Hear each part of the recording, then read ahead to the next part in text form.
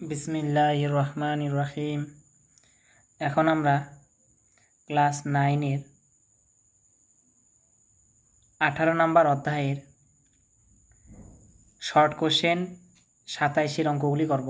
সংক্ষিপ্ত উত্তর ভিত্তিক প্রশ্ন। একটি বৃত্তাকার ক্ষেত্রের ব্যাসার্ধের দৈর্ঘ্য 10% বৃদ্ধি করলে বৃত্তাকার ক্ষেত্রের ক্ষেত্রফলের শতকরা কত বৃদ্ধি পায় হিসাব করি। একটি বৃত্তাকার ক্ষেত্রের ব্যাসার্ধের দৈর্ঘ্য 10% বৃদ্ধি করা হলো। ব্যাসার্ধটা কত বৃদ্ধি হলো? 10%। বৃত্তাকার ক্ষেত্রের ক্ষেত্রফল শতকরা কত বৃদ্ধি পায় হিসাব করি। এই অঙ্কটা দুইভাবে করা যায়। একটা হচ্ছে একদম সংক্ষেপে, আর একটা হচ্ছে ব্যাখ্যামূলক, ব্যাখ্যা করে। যদি 1 নম্বরের আসে তাহলে তোমরা শুধু অ্যান্সার লিখে দেবে এবং অ্যান্সারটা কিভাবে আসে সেটাও আমি বলে দেব। আর যদি অঙ্কটি 2 নম্বরের আসে তাহলে যেভাবে করতে হবে আমি প্রথমে সেটা নিয়ে আলোচনা করি। শর্ট কোশ্চেন অঙ্ক করার সময় আমাদেরকে ছবি অঙ্কন করতে হবে না, যদি আমার নিজের প্রয়োজন না হয়। যদি আমার নিজের প্রয়োজন হয় তাহলে ছবি অঙ্কন করব, আর যদি আমি ছবি ছাড়াই অঙ্কটি করতে পারি তাহলে ছবি লাগবে না। ধরি প্রথমে বৃত্তাকার ক্ষেত্রের ব্যাসার্ধ আর একক। আমি প্রথম অবস্থায় বা প্রথমে আমি লিখেছি, প্রথম ক্ষেত্রেও তোমরা লিখতে পারো, নিজের মতো করে ভাষা দেবে অবশ্যই। প্রথমে বৃত্তাকার ক্ষেত্রের ব্যাসার্ধ আর একক, সুতরাং ক্ষেত্রফল কত? পাই আর স্কোয়ার বর্গ একক। এটা কিন্তু অবশ্যই লিখতে হবে।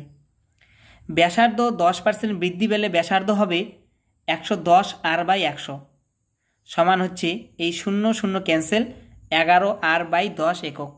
বোঝা গেল? 10% বৃদ্ধি মানে কি? 110 দিয়ে গুণ 110/100, তাই না? তাহলে 11 r/10 একক। সুতরাং ক্ষেত্রফল কি হবে? দ্বিতীয় ক্ষেত্রে আমি এটা লিখিনি, দ্বিতীয় ক্ষেত্রে তোমরা যদি লেখো সেটাও হবে, না লিখলেও হবে। দ্বিতীয় ক্ষেত্রে ক্ষেত্রফল কত হবে? পাই আর স্কোয়ার। আর এর মান হচ্ছে এই যে 11 r/10। বোঝা গেল? তাহলে 11 r/10 এর হোল স্কোয়ার যদি হয়, 11 এর স্কোয়ার হচ্ছে 121, আর আর এর স্কোয়ার হচ্ছে আর স্কোয়ার, আর নিচের 10-এর স্কোয়ার হচ্ছে 100 বর্গ একক। তাহলে দেখো প্রথমে ব্যাসার্ধ ছিল আর, পরে ব্যাসার্ধ হলো হচ্ছে 11 r/10। প্রথমে ক্ষেত্রফল ছিল পাই আর স্কোয়ার, আর বর্তমান বা দ্বিতীয় ক্ষেত্রে ক্ষেত্রফল হচ্ছে পাই ইন্টু 121 r/100 বর্গ একক। একক কিন্তু অবশ্যই লিখতে হবে। সুতরাং ক্ষেত্রফলের শতকরা বৃদ্ধির পরিমাণ, শতকরা বৃদ্ধি কীভাবে বের করে? যে অন্তিম মাইনাস প্রাথমিক বাই প্রাথমিক ইন্টু 100%। এটা হচ্ছে শতকরা বের করার নিয়ম। শতকরা বের করার নিয়ম আবার বলছি, যে মনে করো কোনো একটি বস্তুর দাম 200 টাকা ছিল, সেটা বৃদ্ধি পেয়ে 300 টাকা হলো, তো কত পার্সেন্ট বৃদ্ধি পাবে সেটা বের করার নিয়ম হচ্ছে অন্তিম মানে শেষেরটা বিয়োগ প্রাথমিকটা বাই হচ্ছে প্রাথমিক ইন্টু 100%। এটা হচ্ছে শতকরা বৃদ্ধির নিয়ম, যে কত পার্সেন্ট বৃদ্ধি পেয়েছে, এভাবে করতে হবে। তাহলে এখানে বিয়োগ করে দাও 100 হবে, নিচে হচ্ছে 200, আর এখানে হচ্ছে 100, তাই না? এই 0 0 ক্যান্সেল, তাহলে 2 দিয়ে ভাগ করলে কত হয়?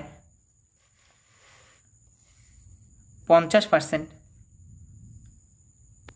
আবার বলি যে অন্তিম থেকে প্রাথমিক বিয়োগ বাই প্রাথমিক ইন্টু 100%। ভাষায় লিখি,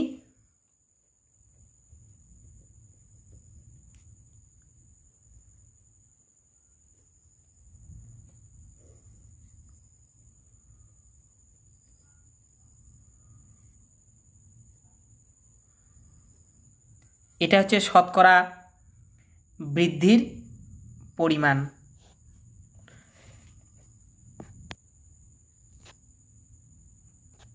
তাহলে দেখো এটা হচ্ছে অন্তিম মানে পরের ক্ষেত্রফল, এটা হচ্ছে প্রাথমিক ক্ষেত্রফল বাই প্রাথমিক ক্ষেত্রফল ইন্টু 100%। তাহলে এখানে পাই এবং আর স্কোয়ার যদি আমি কমন নিই তাহলে এখানে দেখো 121 থাকে বাই নিচে 100, আর এখানে পাই আর স্কোয়ার যদি কমন চলে যায় তাহলে শুধুমাত্র থাকে 1। তো নিচের পাই উপরের পাই কাটা, আর স্কোয়ার ক্যান্সেল। তো এখানে যে মানটা থাকবে সেটা হচ্ছে 121/100 - 1। আমরা লসাগু করে দিলাম ডাইরেক্ট, যেহেতু শর্ট কোশ্চেন যতটা পারা যায় তাড়াতাড়ি করব। তো লসাগু করে দিলে 121 - 100, এই 100 আর এই 100 যদি ক্যান্সেল করি তাহলে কত হবে? এখান থেকে 121 থেকে যদি আমি 100 বাদ দিই তাহলে হবে 21%, তাই না? এখানে আমি একটি ভুল করেছি। এখানে ক্ষেত্রফলের শতকরা বৃদ্ধির পরিমাণ, যেহেতু আমি এখানে শতকরা শব্দটি ব্যবহার করেছি তাহলে এখানে চিহ্ন আমি ব্যবহার করতে পারবো না, এই যে চিহ্ন ব্যবহার করতে পারবো না। তাহলে অ্যান্সার কি হবে? ক্ষেত্রফলের শতকরা বৃদ্ধির পরিমাণ অন্তিম মাইনাস প্রাথমিক বাই প্রাথমিক ইন্টু 100, এভাবে আমরা করে দেব। 21 হচ্ছে আমাদের অ্যান্সার। এবার আমরা 2 নম্বর অঙ্কটি করব। এই অঙ্কগুলি কিন্তু যথেষ্ট ইম্পর্টেন্ট অঙ্ক, আর যারা সায়েন্স নিয়ে পড়বে তাদের জন্য তো খুবই গুরুত্বপূর্ণ। একটি বৃত্তাকার ক্ষেত্রের পরিসীমা 50% হ্রাস করলে বৃত্তাকার ক্ষেত্রের ক্ষেত্রফলের শতকরা কত হ্রাস পায় হিসাব করি। পরিসীমা যদি 50% কমে যায় ক্ষেত্রফল কত কমবে, শতকরা কত কমবে সেটা আমাদের নির্ণয় করতে হবে।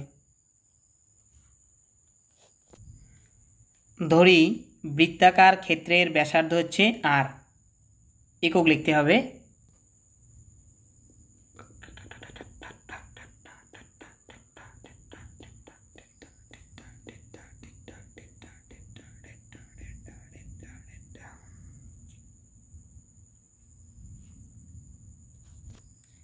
আমি অঙ্কটি আবার প্রথম থেকে বলছি। ধরি বৃত্তাকার ক্ষেত্রের ব্যাসার্ধ হচ্ছে আর একক, সুতরাং বৃত্তাকার ক্ষেত্রের ক্ষেত্রফল হচ্ছে পাই আর স্কোয়ার বর্গ একক।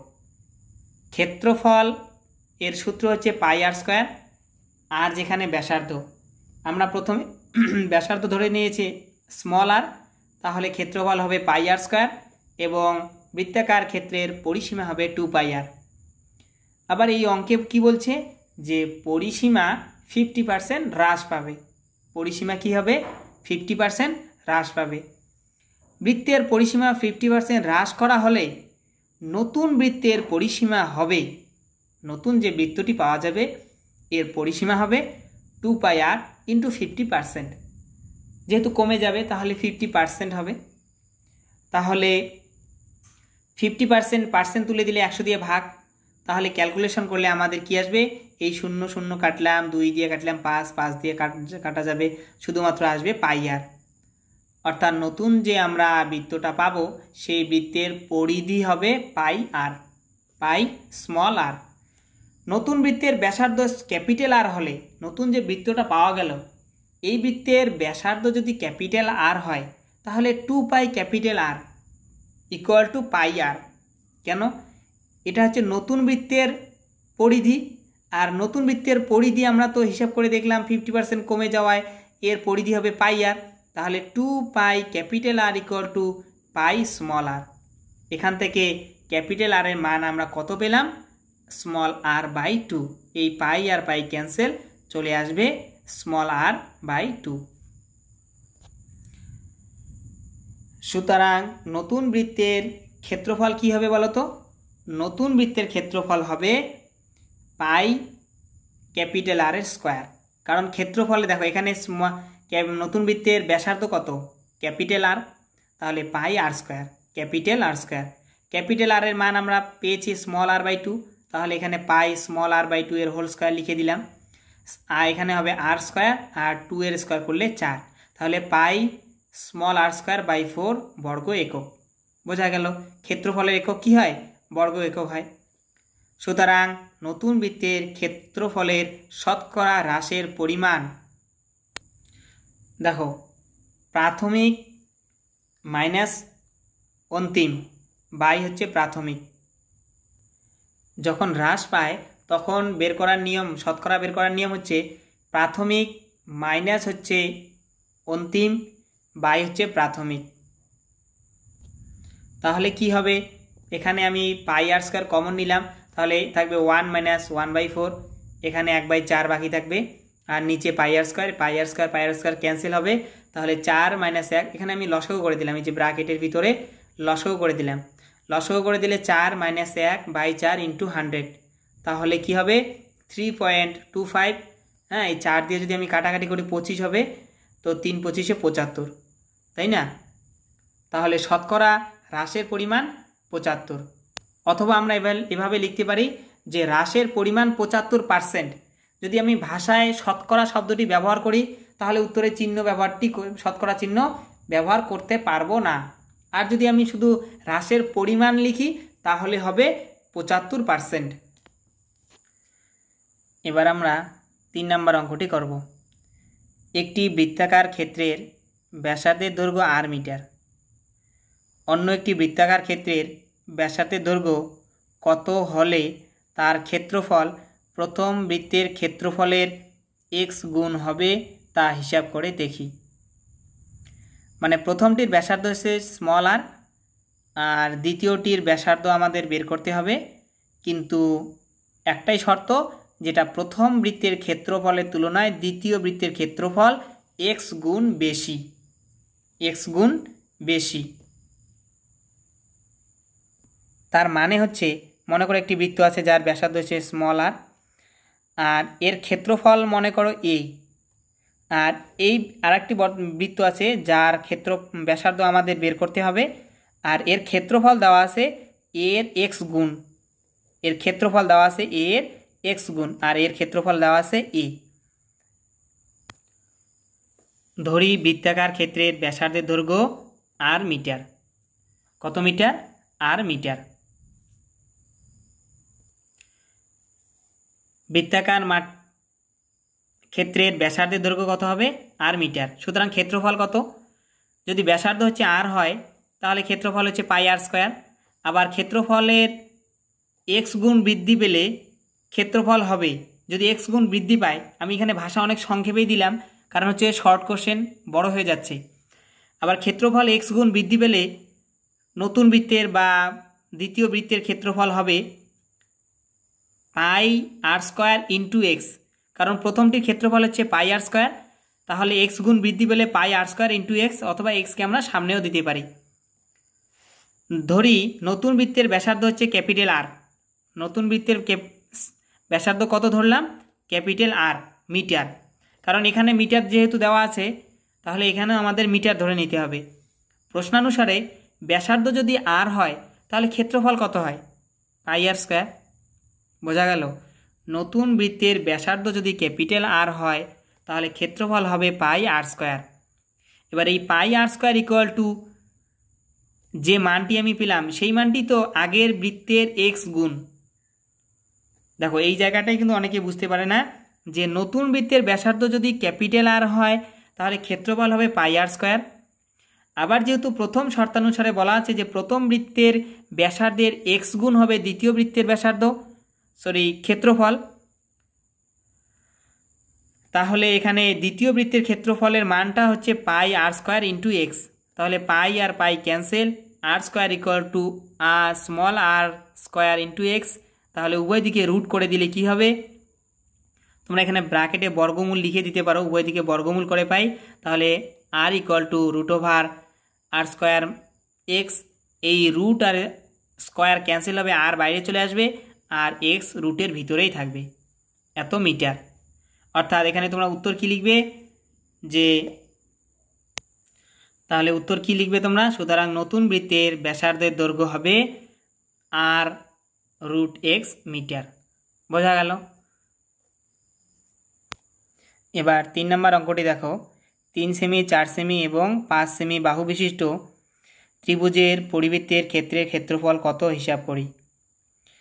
একটি বাহু 3 সেমি, একটি বাহু 4 সেমি, একটি 5 সেমি বাহু বিশিষ্ট ত্রিভুজের পরিবৃত্ত, মানে বাইরের দিকে যে বৃত্ত, ত্রিভুজের বাইরে যে বৃত্ত, এর ক্ষেত্রফল হিসাব করতে হবে। একটি ব্যাপার তোমাদের জানতে হবে যে আমি প্রথমে বলে নেই যে সমকোণী ত্রিভুজ, মনে করো এই যে এরকম একটি সমকোণী ত্রিভুজ আছে, এই সমকোণী ত্রিভুজের যদি পরিবৃত্ত অঙ্কন করো কোনোভাবে, হ্যাঁ তোমরা এটা ক্লাস 10-এ শিখবে, এই পরিবৃত্তের কেন্দ্রটি হবে এই অতিভুজের ঠিক মাঝখানে। কি বললাম, যে কোনো সমবাহু ত্রিভুজের সমকোণী, এই যে 90 ডিগ্রি, হ্যাঁ, সমকোণী ত্রিভুজের, যে কোনো সমকোণী ত্রিভুজের যে পরিবৃত্ত অঙ্কন করা যায় সেই পরিবৃত্তের যে কেন্দ্র হয় সেটি হয় এই অতিভুজ যে আছে, অতিভুজের মিডিল বিন্দুই হচ্ছে এর কেন্দ্র, এই পরিবৃত্তের কেন্দ্র। এবার দেখো এই অঙ্কটিতে কোশ্চেনটা একবার দেখো, যে 3 সেমি 4 সেমি 5 সেমি বাহু বিশিষ্ট, তাই না? তাহলে আমাদের অঙ্কে যে 3 square plus 4 square equal two কত? 3 স্কোয়ার মানে 9, 4 স্কোয়ার মানে হচ্ছে 16, যোগ করলে 25 মানে 5 স্কোয়ার। তার মানে হচ্ছে প্রথমটির স্কোয়ার এবং দ্বিতীয়টির স্কোয়ারকে আমরা যদি যোগ করি তাহলে তৃতীয়টির স্কোয়ার পাই, অর্থাৎ লম্ব স্কোয়ার প্লাস ভূমি স্কোয়ার ইকুয়াল টু অতিভুজ স্কোয়ার। এখান থেকে আমি কি পেলাম? এটি একটি সমকোণী ত্রিভুজ। সুতরাং 3 সেমি 4 সেমি ও 5 সেমি বাহু বিশিষ্ট ত্রিভুজটি হলো সমকোণী ত্রিভুজ। প্রথমে আমরা প্রমাণ করে দিলাম যে এটি একটি সমকোণী ত্রিভুজ। এবার আমরা কন্ডিশন বলবো যে, আবার আমরা জানি যে সমকোণী ত্রিভুজের অতিভুজের দৈর্ঘ্য এই বৃত্তের পরিবৃত্তের ব্যাসার্ধের দৈর্ঘ্যের সমান হয়। পরিবৃত্ত, আমি যে কথাটা ছবিতে বললাম যে একটি পরিবৃত্তের যে ব্যাস আছে, পরিবৃত্তের যে ব্যাস আছে, হ্যাঁ, ব্যাসের অর্ধেক ব্যাসার্ধ এই ব্যাসার্ধের সমান, অর্থাৎ এই ব্যাসার্ধটাও যা হবে আর এই এটাকে কি বলে এটাকে অতিভুজ, এই অতিভুজের অর্ধেকের সমান হবে। এই অতিভুজের অর্ধেক যা হবে এই বৃত্তের পরিধিও তাই হবে। এই একটা কথা আমি বারবার বলছি, এটা কিন্তু অনেকেই মনে রাখে না, যে সমকোণী ত্রিভুজের পরিবৃত্তের যে ব্যাসার্ধ হবে সেটা হচ্ছে এর অর্ধেক, অর্থাৎ এর ব্যাস আর অতিভুজ সমান। এই কথাটি আমি এখানে পরিষ্কারভাবে লিখেছি। আবার আমরা জানি যে সমকোণী ত্রিভুজের অতিভুজের দৈর্ঘ্য ওই পরিবৃত্তের ব্যাসের দৈর্ঘ্যের সমান, অর্থাৎ সুতরাং পরিবৃত্তের ব্যাস কত হবে? 5 সেন্টিমিটার হবে। কারণ এখানে দেখো 5 সেন্টিমিটার কি অতিভুজ, এখানে অতিভুজ, অর্থাৎ বড় বাহুটির দৈর্ঘ্য কত? 5 সেন্টিমিটার। তাহলে পরিবৃত্তের ব্যাস কত হবে? ব্যাস হবে 5 সেন্টিমিটার। অর্থাৎ ব্যাসার্ধ কত হবে? ব্যাসার্ধ ব্র্যাকেটে আর ইকুয়াল টু 5/2, অর্থাৎ 2.5। তোমরা 5/2 অবস্থায় রাখতে পারো, অথবা 2.5ও লিখে দিতে পারো, তাই না? 5/2 লিখলে ক্যালকুলেশন সহজ হবে। সুতরাং পরিবৃত্তের ক্ষেত্রফল কত হবে? পাই আর স্কোয়ার। আর এর মান তোমরা ডাইরেক্ট 5/2 বসাও, ক্যালকুলেশনটা আরও সহজ হবে। আমি যতটা করেছি তার থেকে আরও সহজ হবে যদি তোমরা ডাইরেক্ট 5/2 বসাও। পাই আর স্কোয়ার এখানে তোমরা লিখে দাও যে পাই এর মান 22/7 এবং আর এর মান হচ্ছে 5/2 ইন্টু 5/2, বোঝা গেল? এবার গুণ করে দাও, এই 2 দিয়ে 22কে কাটাকাটি করো, এই কাটাকাটিটা একদম নিজের মতো করে করো, আর তারপরে দেখবে অ্যান্সার চলে আসলো। তাহলে অ্যান্সার কত চলে আসলো? অ্যান্সার চলে আসলো 19 সমস্ত 9/14 বর্গ সেমি। বোঝা গেল? ক্যালকুলেশন কিন্তু এত বড় করে করবে না, ছোট করে করবে। পাই এর মান 22/7 বসাবে, আর এর মান হচ্ছে 5/2 বসাবে। ক্যালকুলেশন করলে এই যে একটু শর্ট হবে। এবার লাস্ট অঙ্ক 5 নম্বর অঙ্কটি দেখো, যে সমবেদ বিশিষ্ট একটি টিনের পাত থেকে 3টি বৃত্তাকার চাকতি কেটে নেওয়া হলো। সমবেদ মানে হচ্ছে এই যে টিনের যে পাতটা আছে সব জায়গায় সমান মোটা, তাই না? সমান বেদ বিশিষ্ট বৃত্তাকার চাকতি 3টির ব্যাসার্ধের দৈর্ঘ্য যথা অনুপাত হচ্ছে 3:5:7। ব্যাসার্ধের অনুপাত কত? 3:5:7 হলে তাদের ওজনের অনুপাত কত হবে হিসাব করে দেখি। আমাদের এখানে একটি বিষয় মনে রাখতে হবে, যে ক্ষেত্রফলের অনুপাত যা হবে ওজনের অনুপাতও তাই হবে। আমি কথাটাকে আবার বলি, একটি চাকতির যে পরিমাণ ক্ষেত্রফল হবে সেই পরিমাণ তার ওজন হবে। যদি বেশি বড় হয় তাহলে ওজন বেশি হবে, ছোট হলে ওজন কম হবে। অর্থাৎ আমরা এখানে কি করব? আমরা এখানে ক্ষেত্রফলের অনুপাত বের করব। ক্ষেত্রফলের অনুপাতেই হচ্ছে কি? এর ওজনের অনুপাত। বোঝা গেল? তাহলে দেখো, ধরি 3টি বৃত্তাকার চাকতির ব্যাসার্ধ যথাক্রমে একটা 3R, একটা 5R এবং 7R একক। বোঝা গেল? সুতরাং বৃত্তাকার চাকতি 3টির ক্ষেত্রফল কত হবে? ক্ষেত্রফল যথাক্রমে পাই আর স্কোয়ার মানে হচ্ছে পাই 3r এর হোল স্কোয়ার। দেখো ব্যাসার্ধ কত 3r। দ্বিতীয়টা পাই r স্কোয়ার, আর মানে হচ্ছে 5r এর হোল স্কোয়ার। তৃতীয়টা হচ্ছে পাই r স্কোয়ার মানে পাই 7r এর হোল স্কোয়ার। বোঝা গেল? এত বর্গ একক। সুতরাং ক্ষেত্রফলের অনুপাত কত পাবো? প্রথমটি ক্ষেত্রফল হচ্ছে পাই 3r এর হোল স্কোয়ার, দ্বিতীয়টি হচ্ছে পাই 5r এর হোল স্কোয়ার, তৃতীয়টি হচ্ছে পাই 7r এর হোল স্কোয়ার। তাহলে পাই পাই ক্যান্সেল, অনুপাতের সময় আমরা কাটতে পারবো না কিন্তু, হ্যাঁ। অনুপাতের সময় শুধু পাই পাই আমি বাদ দিয়ে দিলাম। এখানে 3 স্কোয়ার করলে 9 হয়, r স্কোয়ার হয়। এখানে 5 এর স্কোয়ার করলে 25 হয়, r স্কোয়ার হয়। এখানে 7 এর স্কোয়ার করলে 49 হয়, সঙ্গে r স্কোয়ার হয়। দেখো সব জায়গায় r স্কোয়ার আছে, তাহলে r স্কোয়ার ক্যান্সেল করে দিলাম, মনে মনে বাদ দিয়ে দিলাম। তাহলে 9 × 25 কত 49। এটা হচ্ছে ক্ষেত্রফলের অনুপাত। আমাদেরকে তো বের করতে হবে ওজনের অনুপাত, তাই না? আমাদের কি বের করতে হবে? ওজনের অনুপাত। তাহলে আমরা সুন্দর করে উত্তরটি লিখে দেব। তাহলে কি লিখব উত্তর? সুতরাং বৃত্তাকার চাকতি তিনটির ক্ষেত্রফলের অনুপাত সমান ওজনের অনুপাত সমান 9:25:49। আজকে এখানেই সমাপ্ত। আসসালামু আলাইকুম।